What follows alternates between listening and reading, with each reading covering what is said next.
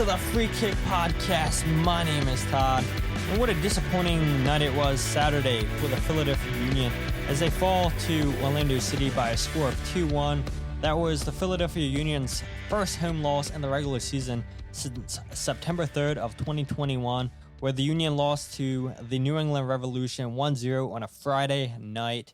And I believe that was fireworks night that evening when the Union lost to the Revs. But that game really stands out to me because of Davo making his Union debut. What a legend he was for the Philadelphia Union. The last time that we heard from him, he played one game for the Union, and that was it, against New England. And I remember sitting there watching the fireworks, upset that Davo didn't play more than 7 minutes. I remember just reading all the comments on Twitter. People were hyping this guy up because of a highlight video that somebody put together. And I guess people were hyped because we've seen the Union sign Brazilian players in the past where some of them had worked out for the club, and people were hoping that Davo would be that, but he only played 7 minutes. And so I just remember being pissed that we didn't see more of Davo. And that's the last time that the Philadelphia Union lost a regular season game at Subaru Park. We have a lot to get to this episode with the news, the Philadelphia Union versus Orlando City game. We'll talk about my keys to the game that I had. We'll talk about the 3 stars on the night, goal breakdowns, and blunder of the week. Sorry, Renee, we're not going to get to the referee review for this episode. Just too much to talk about this episode, I think. And I wasn't planning on recording this podcast this late at night. We're recording this episode Sunday night at 9:30 at night. And I was planning on recording this maybe around the afternoon on Sunday. But as maybe some of you guys have seen already, we finally have the YouTube page up and running. Some of you guys, I'm sure, have seen the first video, which is the goal breakdowns from the Philadelphia Union and Orlando City game. And so once we get to that segment, you're going to hear me talk a lot about this era or highlighting this player. So you guys can go on YouTube now and see exactly what I'm talking about when I break down those goals. I think if you search at Free Kick Pod, you'll find the YouTube channel. But as always, I'll leave a link in the show notes so you guys can find that. And just like the video, subscribe, and share the video, because we've been doing a great job so far in 2023 growing the podcast, and I know that's going to continue. And I want to grow the YouTube channel as well. And so I spent a lot of time learning how to edit video, how to screen record my Mac, and then put that into the editing software iMovie. And then using my analyzing software that I have. Took a while learning all that. Still took way too long in my opinion, but I'm sure the more that I do that, the easier it will get. And then I was transferring a lot of the software that I used on my Windows computer to the MacBook, and trying to get all that stuff organized. And so I spent literally all of Sunday creating a YouTube page, editing videos, which is kind of crazy that it took me so long to edit only 3 videos. And I believe the segment's only like 6 minutes, 30 minutes, something like that. And so, busy Sunday. And we saved the podcast for the very end. So, I ran out of time to do research on how I thought Alan Chapman did, which I think he had a bad game, but I don't have stats to back that up. I think a lot of you guys will agree that Alan Chapman was not great on the night in the Philadelphia Union Orlando City game. And I want to do a episode this week, a preview episode for the Sporting Kansas City game this weekend, but I'll be honest, probably not going to happen. Again, just want to test out editing videos, getting faster at that, maybe trying to figure out a faster way how I can get that done. And then there will be a new segment. Hopefully we debuted it during the Sporting Kansas City match review episode, where I'm going to go around the stadium interviewing different Philadelphia Union fans. Just got my 2 recording devices in, And so I got to learn that software this week as well. So, yeah, a lot of learning. And that's probably why we're not going to get a preview episode for Sporting Kansas City. But if we find time, then we will potentially get a Sporting Kansas City preview episode. But I don't think that's going to happen. I know there's a couple other Philadelphia Union podcasts that plan on doing preview episodes this week. So be sure to check them out when they drop their episodes. But a lot to talk about this episode, like I said. And so without further ado, let's get straight into the news. All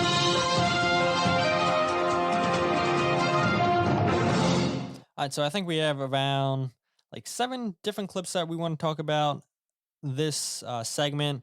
Starting out with LAFC are finalizing a deal to sign Poland youth international Mateusz Bogusz from Leeds United, according to Tom Bogert. Bogusz is a 21-year-old on loan with Ibiza who play in La Liga 2, but agreements have been reached with Leeds United for him to terminate his loan with Ibiza to go ahead and sign with LAFC right now. He has 18 caps with Poland's U21s, was signed in 2019 by Leeds United, only appeared in 1 game with Leeds because the last couple seasons he's been on loan. With Poland's U21s, he has 4 goals. He's an attacking midfielder, can play different roles in the midfield. And again, only 21 years old, and you got to figure, right? Leaving La Liga 2, going to MLS, that's got to raise his chances to getting called up to the Poland national team, where he doesn't have to look that far down I-95 and see a couple Poland national team players playing for Charlotte FC, with the highest profile player being Świderski, who played in the World Cup with Poland this past World Cup. So you got to imagine that he feels pretty good about going to LAFC, the defending MLS champions. He'll definitely get playing time with LAFC, especially with them still being alive in the CONCACAF Champions League. But yeah, we've seen good business here the last 2 windows by LAFC. They continue to get better and better. And this was a huge signing for them. I know some Philadelphia Union fans were a little bit upset with this signing because, the Union don't sign high-profile players. Not saying that this guy is high-profile, but I guess to some Union fans, they felt like he was a high-profile player. So LAFC getting another player into their club. Going into point number 2, Austin FC have signed Serbian center back Aleksandar Radovanović on loan from KV Kortrijk. The deal has a purchase option after his loan expires on June 30th.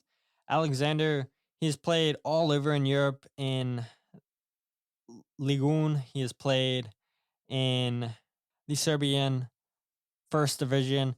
He currently is playing in Belgium, and now he's going to go ahead and join Austin FC on loan. This is a position of need for Austin FC. They're getting a center back in here who has scored a couple goals in his career, has scored, trying to do the quick math, he scored 11 goals in his career in all the different leagues that he's played in. So, yeah, I mean, the thing for Austin is that they don't have many options at center back, and they get a player in here who has European experience, who's 29 years old, has plenty of experience, like I said, playing in Europe, and this should help solidify their back line. Point number 3 I want to bring up is the LA Galaxy have signed highly rated Argentine youth international Julian Aude, who's 19, from Lanús on a U22 initiative deal, according to Tom Bogert. And this guy's been highly thought after from teams all over, and LA Galaxy are able to get the deal over the line.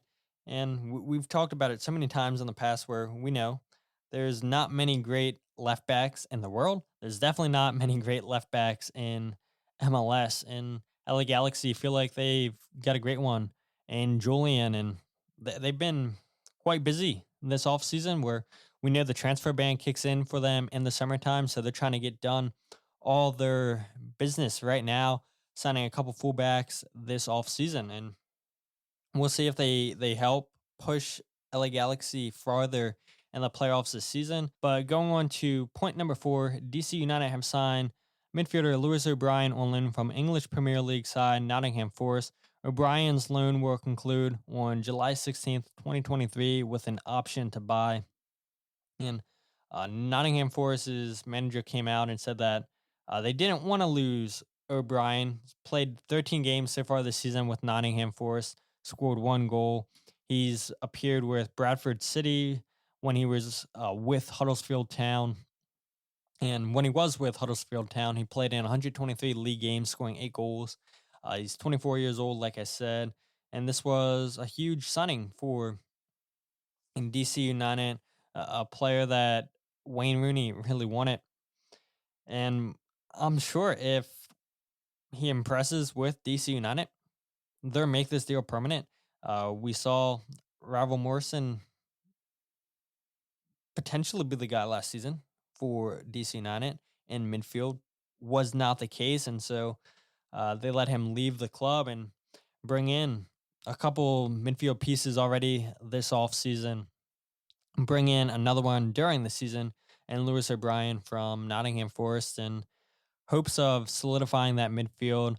And we've seen a ton of movement from DC United, which shouldn't be a surprise with Wayne Rooney bringing in his guys. But moving on to the last 2 points I want to talk about, and that is contract extensions for 2 Philadelphia Union defenders. Starting off with Jakob Glesnes signing a contract extension through 2025 with an option for the 2026 season. And Nate Harriel has also signed a contract extension through 2025 plus an option for the 2026 and 2027 season. And if you look, the Philadelphia Union have 14 players either have contracts through 2025 or an option for the 2025 season. Glesnes, Gazdag, McGlynn, Pereira, Pierre, Blake, Bueno, Elliott, Udada, Rafanella, Real, Torres, Trent, and Ua. 14 players signed through 2025 or options for the 2025 season. That's a lot of core players for the Union. And we talk about how this team's set up for right now, but they're also set up for the future as well. And so taking care of business with Jakob Glesnes, who has been a key player since he arrived in 2020 for the Union.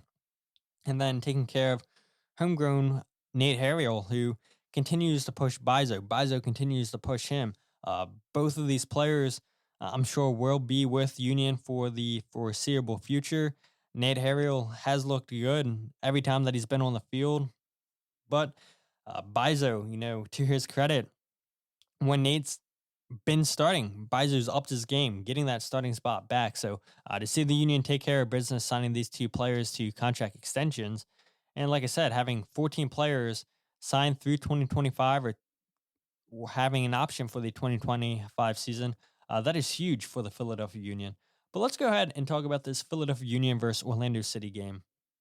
Like I said, this was the first home league loss since that 1-0 loss to New England Revolution in September of 2021.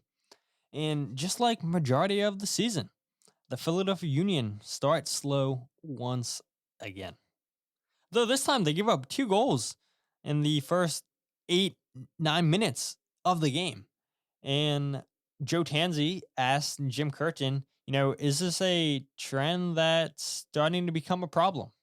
Yeah, it's one of those things. The more I talk about it, the worse it gets. So we talk about it over and over. I might just shut up about it this week and not talk about the start to the game because, we've let ourselves down in a lot of the beginnings of games. Not even conceding goals, just conceding chances right away and too early. Our defensive shape and our defensive form is something that we take great pride in, and that you can tell it's our foundation, and our goals against record speaks for itself. Is there any question we miss, Andre securing things back there? Of course, just like any player misses their best players. So, it's natural and normal, but as a group, we need to do more to not concede silly goals. And I'm glad Jim realizes that. I'm glad that Jim admitted that they've been talking about that as a team, starting slow. And yeah, it's been back-to-back games now that they've given up goals in the first 10 minutes of the game. But, even without giving up the goals, they're still giving up chances. And they've been fortunate not to concede those chances against Chicago Fire, against Inter Miami. But they're conceding these chances. And what's the reasoning behind that? Is it mental? Is it lack of preparation? This is what Jim Curtin had to say. Sometimes you have parts of seasons where nothing goes in against you, and you get breaks and you get saves, or you get, deflections, or you get calls that go your way. And then there's stretches of the year too where the harder you try, the worse it gets, and blocks all of a sudden go into the upper corner, or a step in your back line isn't quite as in sync as it's supposed to be, and a breakaway happens from kind of a nothing play. So we let ourselves down. We weren't efficient enough, we weren't effective enough, and I know the expectations for the group at the start of the season have been very, very high, and I think they're very high for the guys in the locker room. And maybe we're all trying to be perfect rather than just doing our job, and I think that's what we need to get back to. Yeah, I think we can all agree that the Union need to get back to doing their job, get back to having the fast starts like they did in 2022, where they weren't conceding chances or goals. They were the ones putting in the ball in the first 10 minutes of the games, and that's not been the case this season. I talked about it last episode, where in 2021 this was an issue, in 2022 it was not.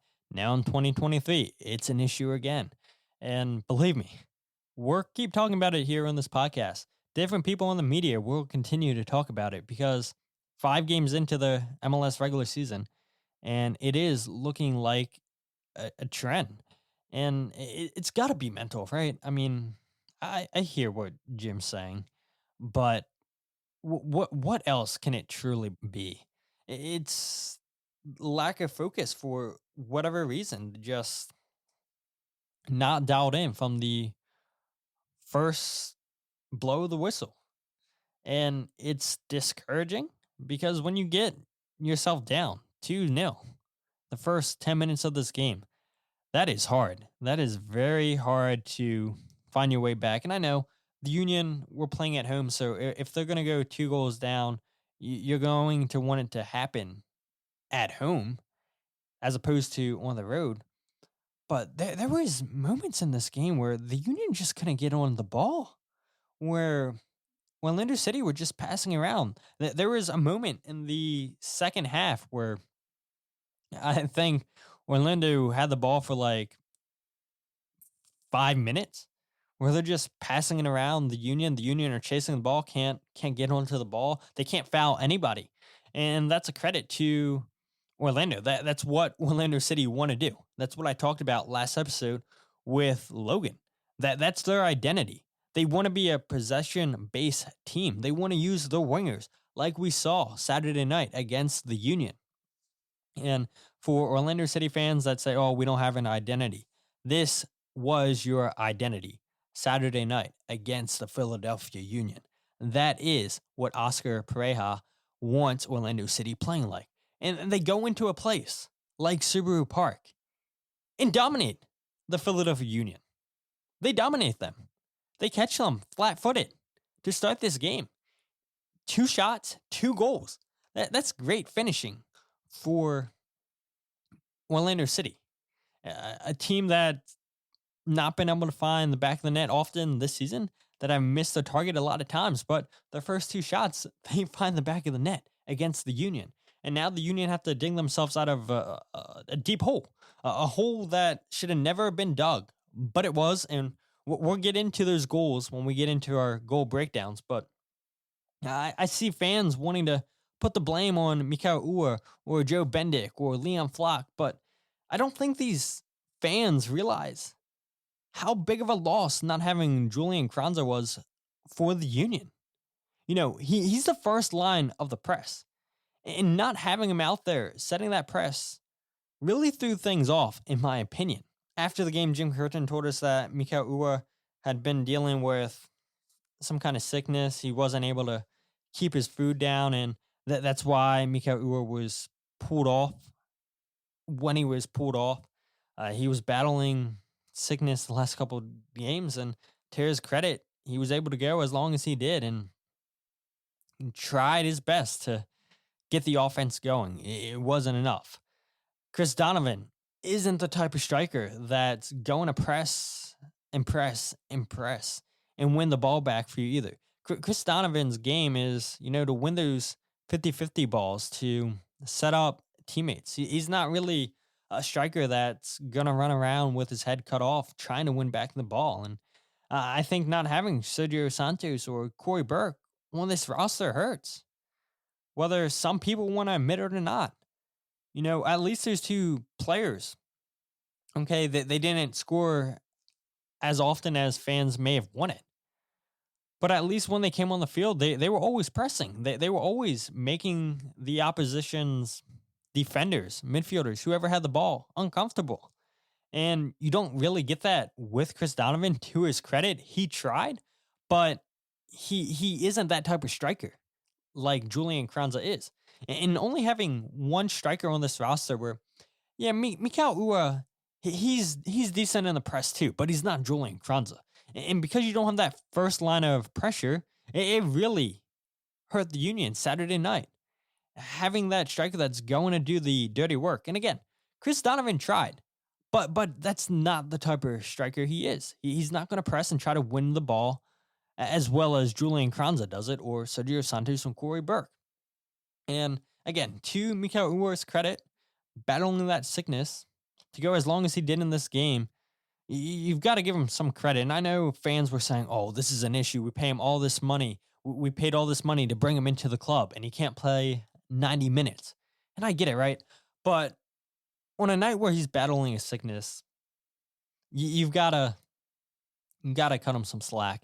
Once he's feeling better and everything, and as the season gets going, if he's not playing 90 minutes, we will talk about it on this podcast, because I know you guys will talk about that on social media. You guys were talking about it last year. You guys were talking about it on social media before the news came out that Mikael was dealing with a sickness. So again, I don't think that the blame is on Mikael Uhre. I don't think the blame's on Joe Bendik. He is what he is. He's not a starting goalkeeper in MLS. He's a backup goalkeeper. He's a leader, but he's not a starting goalkeeper. If you got to rely on Joe Bendik for the whole season, well, you're going to kiss your chances goodbye. I mean, thank goodness Andre Blake's injury isn't as bad as what it could have been. And hopefully we see Andre Blake back for the Sporting Kansas City game, or at least against Atlas, because we are going to need Andre Blake against Atlas. Especially because Atlas seem like they're starting to get hot at the right moment. And I have a bad feeling that there are going to be a ton of Atlas fans in the stadium next Tuesday. And I really hope that's not the case. But sorry, Union fans, I don't have faith that there are people out there that aren't just trying to make a profit on this game. I don't have faith that there aren't people out there like that, because I know there are.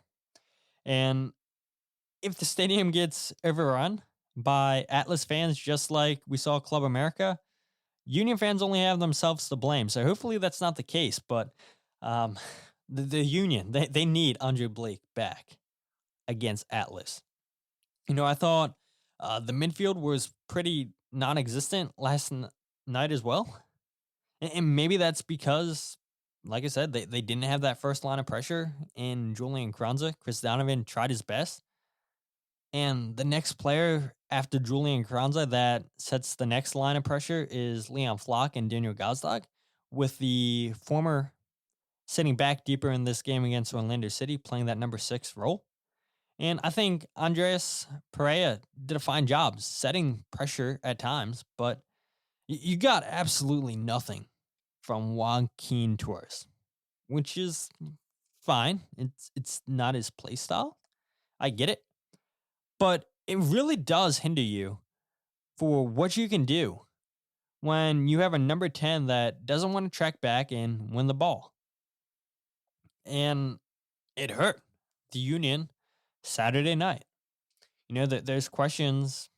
Is Joaquin Torres really a 10?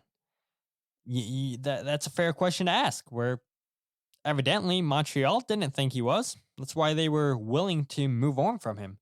They knew that they don't get a lot defensively out of him, so you weren't going to play him as a right wing back.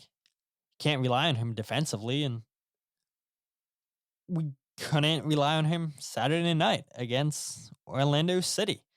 He is what he is. You know, he'll give you moments where he's great on the ball, where he'll give you the ooh ah play, but to try to rely on him defensively, especially in the diamond where you need your number 10 setting that pressing line. You need that from your 10, and you did not get that from Joaquin Torres Saturday night. So that's an issue. Maybe Joaquin's better in a 2-10 system, maybe, but I don't know. I just don't know. I really don't. I think it's too early to judge the type of player that Joaquin Torres is. Again, you know, he'll give you those moments where he'll ooh and ah you, but you're going to get performances like you did Saturday night where defensively, yeah, he wasn't great. Give it a couple more games, and I guess then we can start judging Joaquin Torres. But I don't know. From a couple games I've seen so far, I don't think he's the type of player that really wants to track back and play defense. And you just look at the diamond as a whole, you know, it was pretty disjointed, and it was able to get pulled apart way too easily. And Jim admitted after the game that, yeah, he probably got his tactics wrong. Yeah, we were, you know, we discussed it during the week for sure. You know, just personnel that we had, and the opponent that we were playing against. We thought the two strikers, we thought we could get in behind them more. It didn't happen, you know, because part of it's the opponent played well. You know, part of it is, you know, maybe I could have tweak things and change things earlier in the game. You know, I'll have second guess different things when we concede early goals like that. So again, you know, we went with two strikers. We went with staying in the diamond where guys would be, you know, I thought more comfortable and more used to their assignments. But it didn't go as well as we had hoped. Do we miss the guys that aren't here? Of course. You know, I think every team would like to have the full allotment and selection of players that are healthy. It was hard. And we came up a little bit short tonight, you know. So again, I'll take ownership and take the blame on this one. Yeah, and I'm sure Jim was debating, should we play a 4-3-2-1 Christmas tree, play 2-10s, play Pereira and Torres as the 2-10s, play Mika Ua or Chris Donovan as the lone striker. That way you have an attacking option on the bench if you're chasing a goal. And Jim said, you know, we thought that we'd get more out of the players, that they would know their assignment in a 4-4-2 base diamond. And that turned out not to be the case. And I guess to Jim's credit, you know, he says, this is on me. I take the blame. I got the tactics wrong, but I do think it begs a fair question. What is Ryan Richter's job with this team? I know he's an assistant coach, but I could tell you what Pat Noonan's role was with the club. He was the tactician. I think that was pretty clear. Frank Leiss, he's the set piece specialist. Phil Whedon, he's the goalkeeping coach. But what is Ryan Richter's job? Is he the tactician? Is he a man motivator, just like Jim Curtin is? I don't know. You heard Jim Curtin. Could I have changed things up tactically? Of course, I'm going to second guess things when we concede 2 early goals. Because I'll tell you, when Pat Noonan was on the club, the first guy Jim was going to was Pat Noonan. They were always talking about tactics. Okay, should we switch this up? Should we do this? Should we do that? Pat Noonan was running all the drills in practice. Pat Noonan is the tactician. Do the Union have a tactician on the club right now?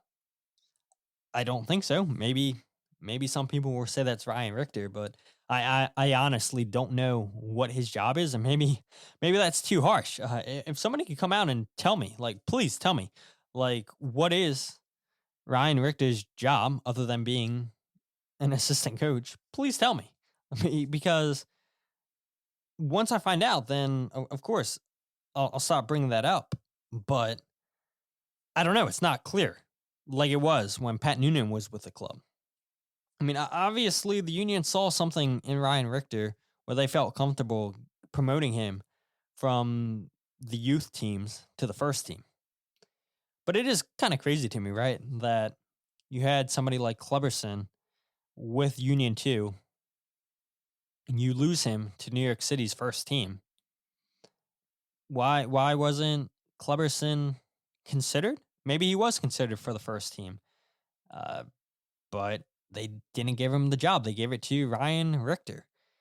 And I'm just not sure what Ryan Richter's true job is here with the Philadelphia Union.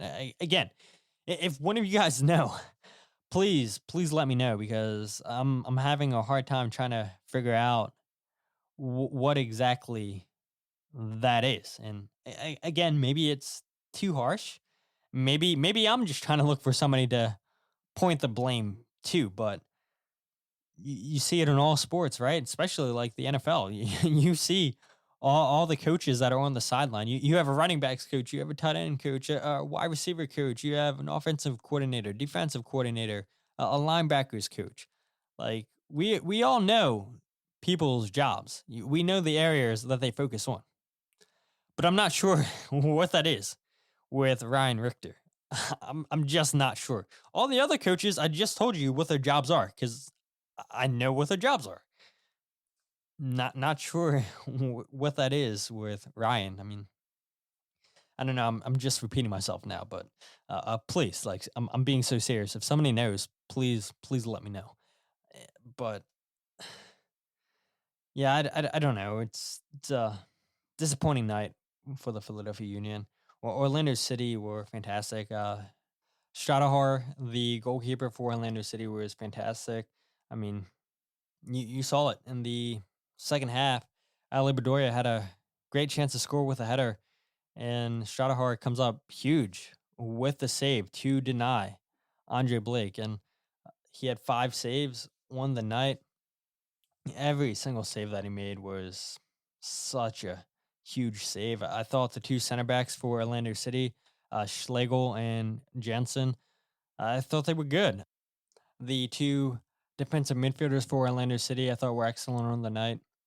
And just a really good game plan by Orlando City, where, like I said earlier, you know, they had an identity, how they wanted to play. They wanted to possess. They wanted to use their wingers.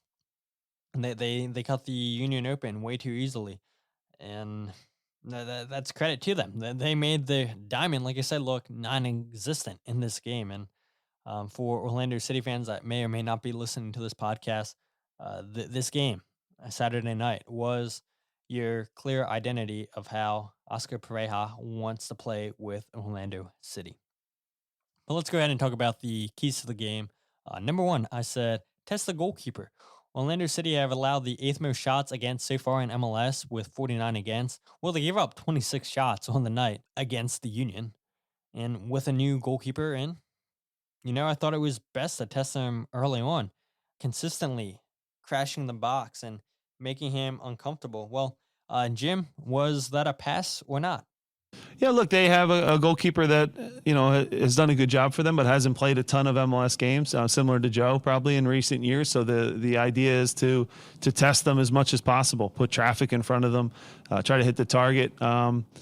We did okay at it. I still don't think we tested him enough, especially in our building. But he was under some pressure. He made a couple good saves. Ollie had a good look at the end. Jack had one where the ball wouldn't sit for him.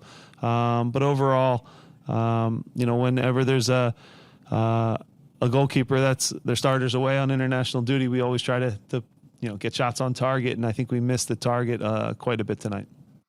Yeah, only shot 23% on target on the night.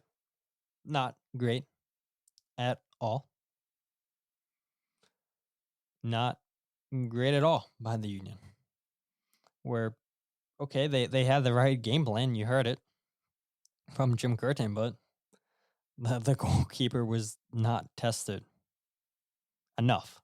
Enough for Jim Curtin's liking, enough for you guys, the fans, liking. Number 2, win those 50-50 balls. I would say that's a pass because the Union had 32 aerial duels won compared to Orlando City's 23. But where it mattered most on set pieces, the Union couldn't put it in the back of the net. Like I said, LB had a chance from a Kai Wagner cross. He gets saved by the goalkeeper. Huge save. A game-saving point type of save. Union just, on the night, couldn't finish their chances.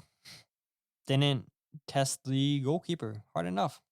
Simple as that. I mean, the other 2 points for this game don't matter. Winning those 50-50 balls and staying on sides. That doesn't matter if you're not testing the goalkeeper with shots on target, crashing the box. None of that matters. I mean, that's why the Union lost this game. Yeah, we can complain about them having a slow start, but 26 shots in this game where only 23% of your shots were on target.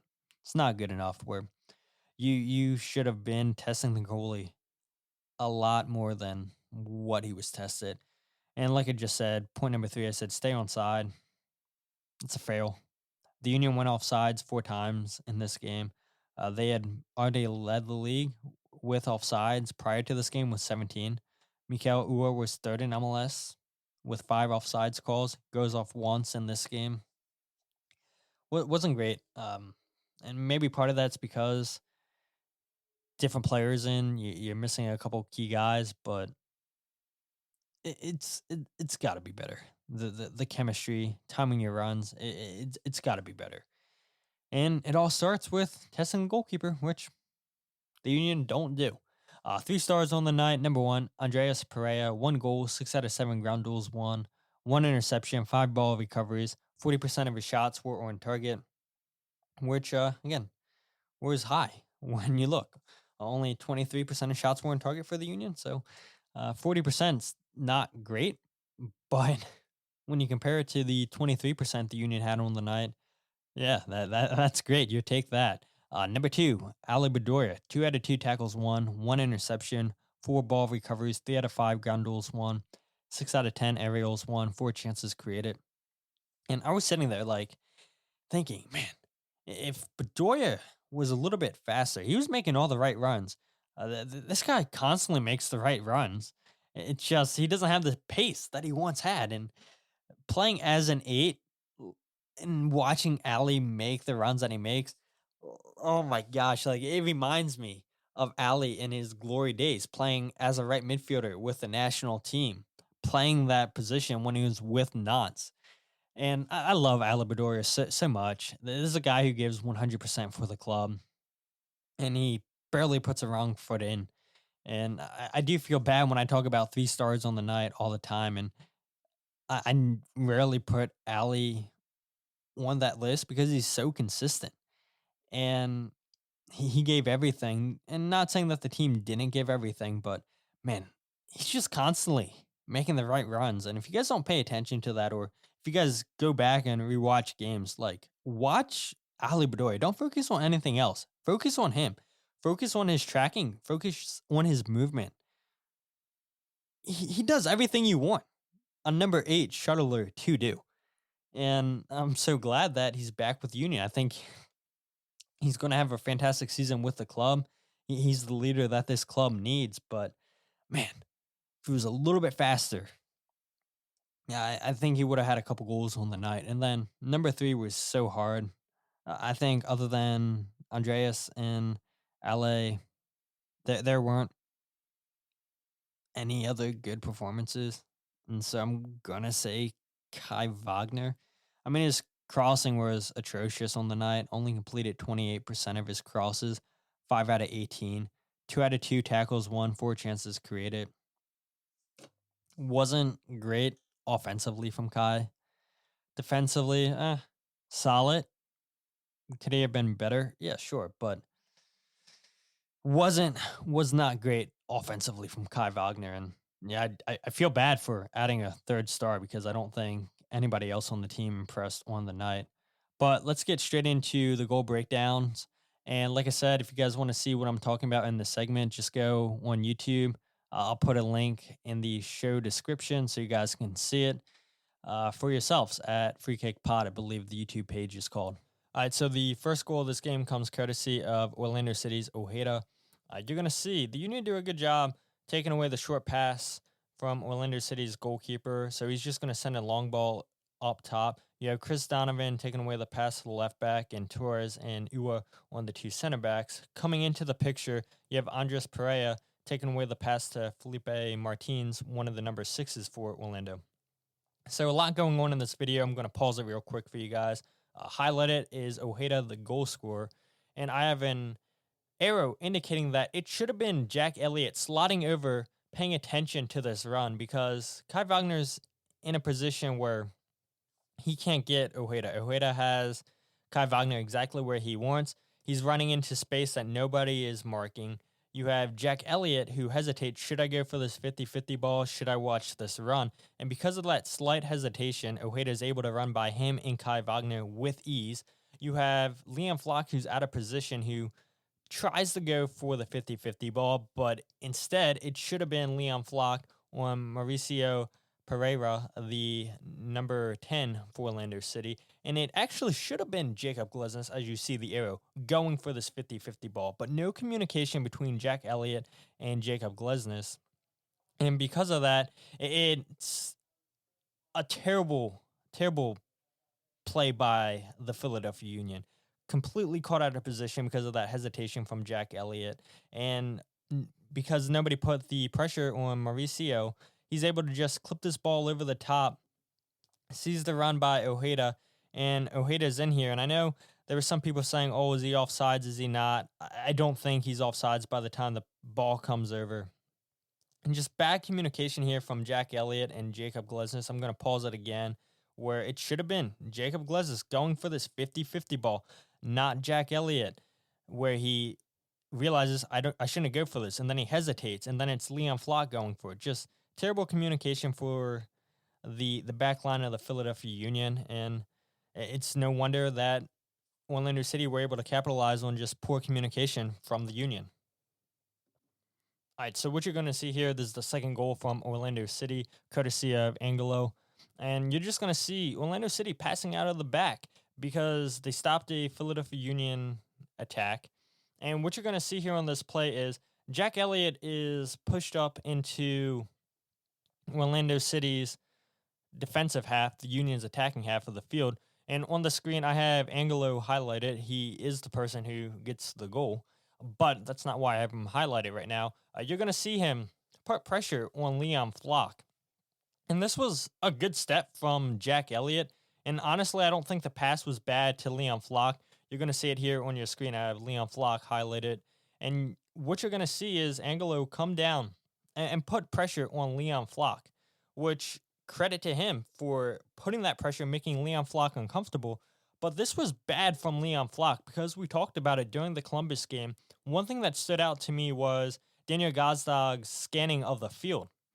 Before he made a turn, before he made a pass, he scanned and made sure that nobody was around him, and that's not what Liam Flock does here. So Liam Flock's going to go ahead and receive this ball, and what Leon should have done was pass it to Joaquin Torres. You guys see on the field I have Joaquin Torres highlighted, and there's the 2 defensive midfielders for Orlando City that are right behind Joaquin Torres, but neither one of them reacted, and Joaquin could have received this pass, and if Joaquin would have received this pass, he could have played it out wide here to Olivier Bizer because you would have had Angelo out of position going towards Liam Flock, but instead Liam Flock doesn't scan the field at all, and he turns right into the press of Angelo. And because you had Jack Elliott win that ball up into the Union's attacking half of the field, you have 2 attackers on the screen that are wide open. You have Jakob Glesnes, who you can't see right now, who's keeping them both on side. And they're just going to go ahead and play this pass into Ojeda. And now it's a 2-on-1 for Orlando City. Credit to Jack Elliott for getting back in time and covering. But what I don't like is that it's a botched clearance from the Union. And what we see here is Jack Elliott's going to go to the ball. He's going to go to Ojeda, which is the right play.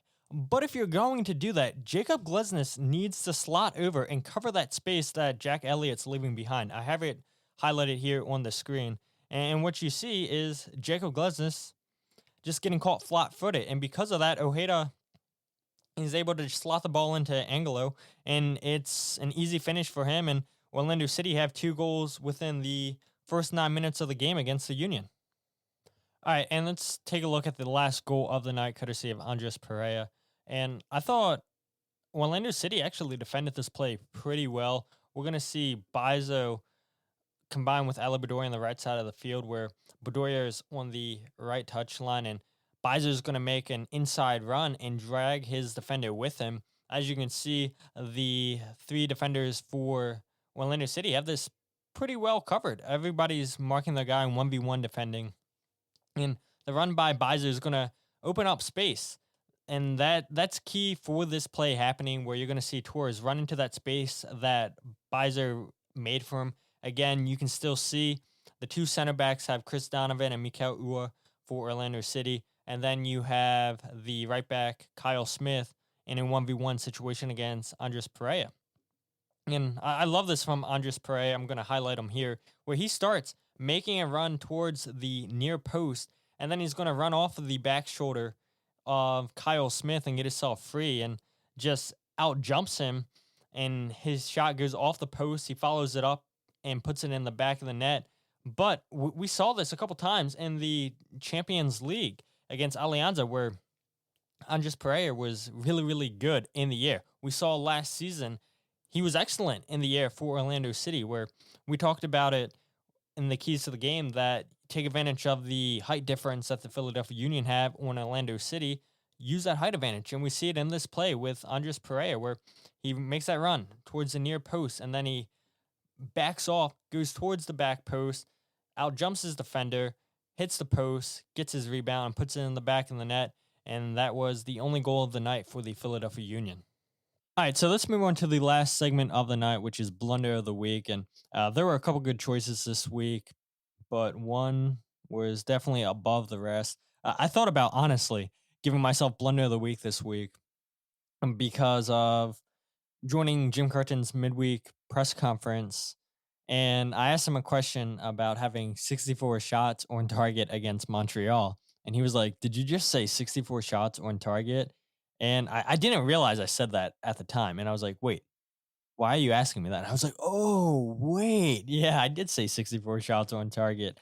I was like, "Yeah, you're probably like, what game was I watching, Jim?"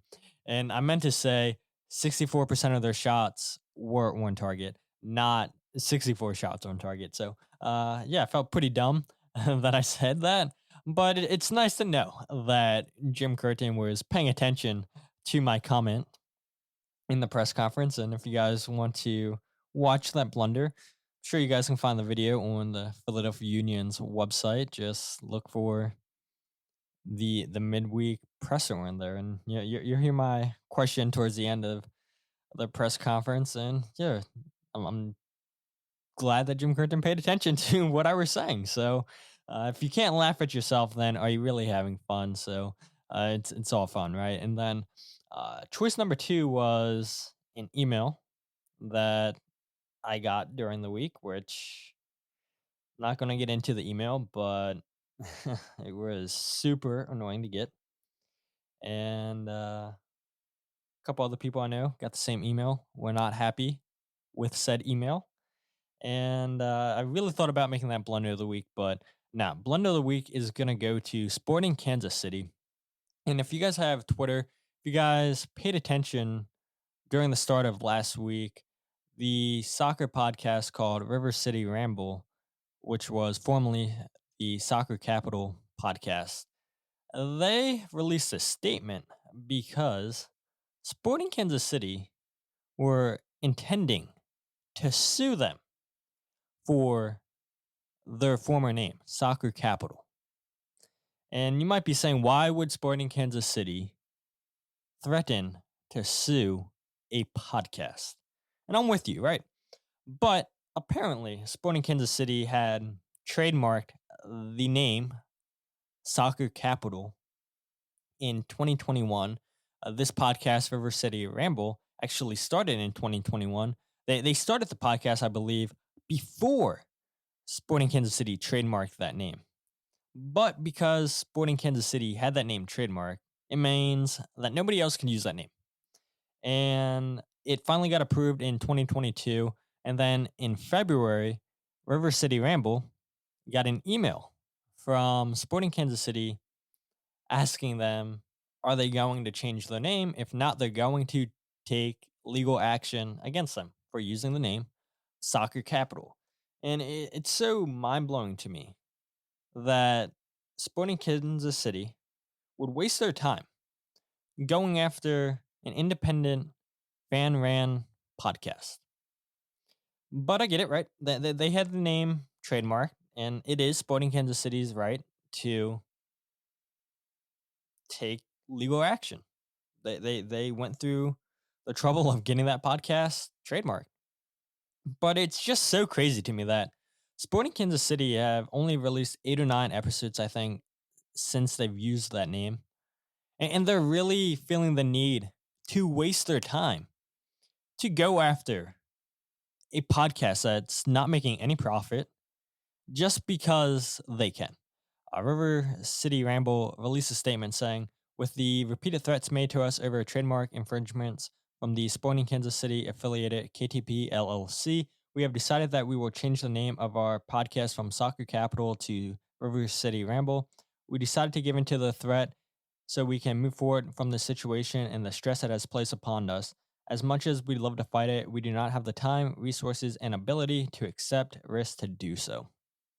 And I'm with them, right? I mean, I'm taking a risk too that somebody doesn't take the name The Free Kick. I mean, there are other podcasts out there with the name The Free Kick, but we all know this is the best podcast with that name. But it's kind of sad to me, right? That River City Ramble covers St. Louis City. They don't even cover Sporting Kansas City. And Sporting Kansas City went out of their way to seeing, I guess, if anybody else uses that name. And they came across this podcast and saw that, oh, these guys are using the same name as us. So I guess if you want to take a positive out of a negative situation, that's pretty huge, right? River City Ramble, that Sporting Kansas City know who you guys are. So, I mean, as much as this situation sucks, it's pretty awesome. You got to admit that Sporting Kansas City know about your podcast. And once River City Ramble posted this on Twitter, it absolutely blew up. And it's just a sad situation, especially, like I said, a podcast that's not making any money, that's not covering Sporting Kansas City. Yes, they're covering soccer, but they're not covering the same team as Sporting Kansas City is. And Sporting Kansas City's not even making consistent podcasts. So why are you so upset that here's a podcast that's making weekly episodes using a name before you had it trademarked? Why are you getting upset? It makes no sense to me. And I think it's funny too, where St. Louis City had scarves made on the MLS website with the name Soccer Capital. And, well, wouldn't you know? Apparently, those scarves aren't listed on the website anymore. And I wonder why. I wonder who decided they can't sell scarves with that name. And it's funny, too, that the whole reason behind this name is because that phrase was used in the 1950s in St. Louis, calling it the soccer capital because of all the players from the St. Louis area and that played with the USMNT's soccer team. And so that's how the phrase got started in St. Louis. And Sporting Kansas City wants to go out here, flex their strong muscles, and threaten legal action against the podcast. And I think that whole situation's pretty sad, pretty messed up, and it just goes back to the points I made a couple episodes ago with Kevin Kincaid, with Logan, where we talked about not being enough media covering MLS, where teams should embrace podcasts, SB Nation sites, stuff like that, just independently ran media. And you have a club like Sporting Kansas City wanting to shut that down, wanting them to change their name. So I think the whole situation's dumb. I think that Sporting Kansas City is within their rights because they have the name trademarked, but I don't know. I think it's a joke from Sporting Kansas City to go after a podcast. A big MLS club wasting time and resources to go after a podcast that makes no money. So yes, Sporting Kansas City, you get Blunder of the Week. And I think we can all agree that's a great choice for Blunder of the Week this week.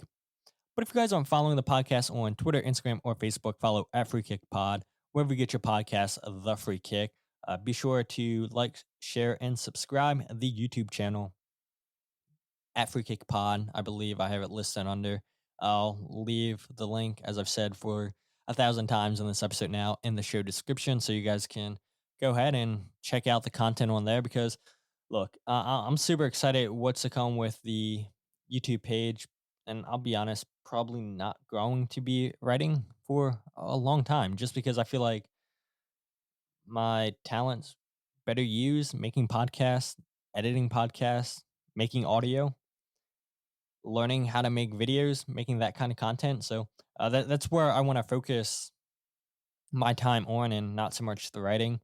And I'll be honest here, I don't know how many people were honestly checking out the website anyway. I mean, obviously people knew about it because that's how I got invited to the United Soccer Coaches Convention, because somebody found my website. But I don't know. I feel like I really want to be more involved with making YouTube videos, letting you guys see goal breakdown videos, and go around the stadium and interviewing fans before the game, getting their thoughts on the season, predictions, all that fun stuff. You know, I don't think there's enough content like that out there.